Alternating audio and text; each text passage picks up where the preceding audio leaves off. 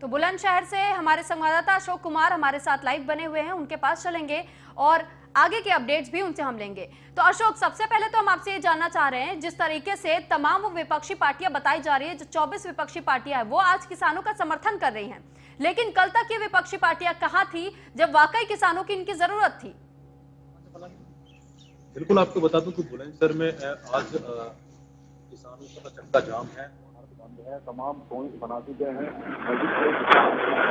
एक पॉइंट बनाए गए हैं।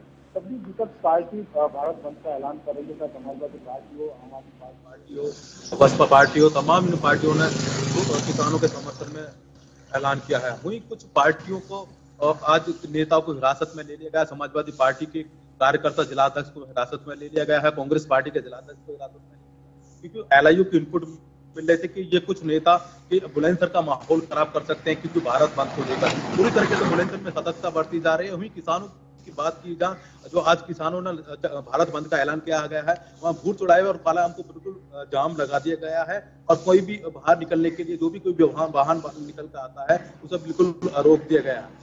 जी, लेकिन अशोक, सवाल यहाँ पर यही है ना कि अगर समाजवादी पार्टी की तरफ से जो राष्ट्रीय अध्यक्ष उनके बताए जाते हैं अखिलेश यादव, वो बीते कल सड़कों पर उतरे थे, पद यात्रा करने के लिए वो कह रहे थे, लेकिन वो तब कहां थे जब इस बिल को पेश किया गया? वो तब कहां थे जब ये कानून बन गया? और तब भी नाराजगी जताई गई थी किसानों की तरफ से। लेकिन आज जब किसान अपनी लड़ाई खुद लड़ना चाह रहे हैं, तो तमाम विपक्षी पार्टियां ऐसी हैं जो वो ये जाहिर कर रहे हैं कि हम किसानों का समर्थन कर रहे हैं, हम किसानों के साथ खड़े हैं।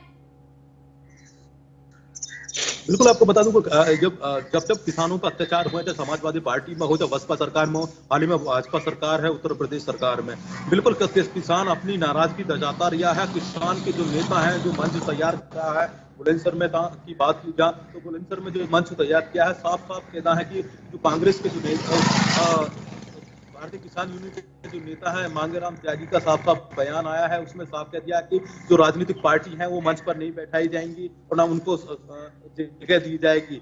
और देखना यह होगा कि अपना राजनीतिक स्टैंड तैयार करना चाहते हो। 2022 का भी चुनाव है, उसको लेकर ये पूरी तैयारी की गई, क्योंकि कांग्रेस समाजवादी पार्टी का किसानों को लुभाने के लिए बात की जा रही होता, तो इसको भी पूरी तरीके से किसान जो नेता हैं। तो यानी अशोक, ये कहा जा सकता है कि जो चुनाव आने वाले हैं उत्तर प्रदेश में, इसी वजह से समाजवादी पार्टी की तरफ से किसानों को समर्थन किया जा रहा है, ताकि वो अपना वोट बैंक बना सके, ताकि वो अपना वोट एक तरीके से किसानों की तरफ से अपनी ओर कर सके, और इसी वजह से वो सरकार के खिलाफ बार बार बोल रहे हैं।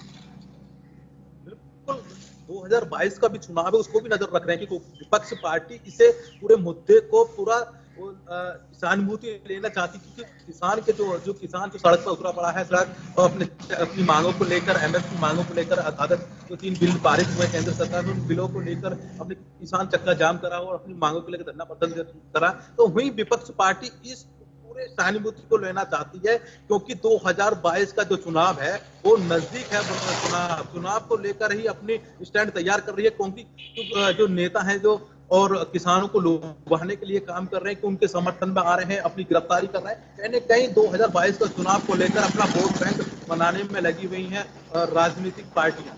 जी अशोक, ठीक जिस तरीके से आपने अभी बताया, जो बातें आपने सामने रखी और कहा कि वाकई में 2022 में जो चुनाव आने वाले हैं उत्तर प्रदेश में, इसी वजह से ये जो 24 विपक्षी पार्टियां हैं वो किसानों के भारत बंद का समर्थन कर रही हैं। तो यहाँ सवाल ये भी खड़ा होता है, क्योंकि बीते दिनों हमने कुछ किसानों से भी बातचीत की थी। किसानों का ये कहना है कि जो विपक्षी पार्टियां हैं वो जानबूझकर किसानों के सामने लुभावने वादे रख रही है, जुमलेबाजी कर रही है।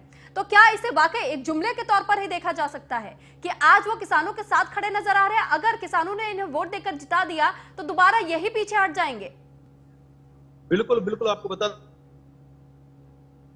सरकार में रही है उत्तर प्रदेश में, और बसपा भी सरकार में रही है। कांग्रेस को तो कभी 26-27 साल हो गए कि सरकार में रिपीट नहीं हुई है। 2017 से पहले बात की जाए, किसानों का अत्याचार हुआ है। कुछ किसान नेता का भी कहना है कि समाजवादी पार्टी ने भी किसानों को अत्याचार करा है, उसी का फायदा हमसे लेना चाहते कि 2022 का जो चुनाव है उसको तैयारी को लेकर उनका समर्थन कर रहे हैं। किसान नेताओं ने साफ मना कर दिया है। देखना ये होगा कि जो नेता हैं अपनी जो कांग्रेस पार्टी हो, तमाम जो 24 पार्टियां हैं, उनका बिल्कुल जो बुलंदशहर की स्टैंड की मैं बात करी जाऊं तो बिल्कुल उनके समर्थन दे रहे हैं, और किसान नेताओं ने साफ साफ मना कर दिया कि हमें कोई समर्थन नहीं चाहिए। और जो हम अपनी स्वयं लड़ाई अपने खुद लड़ेंगे और सरकार से। अब देखना ये होगा कि जो 22 का चुनाव है उसे स्टैंड करने में लगे हुए हैं, कुछ गिरफ्तारी खुद दे रहे हैं, वो माहौल खराब करना चाहते ठीक है। हैं। उन्होंने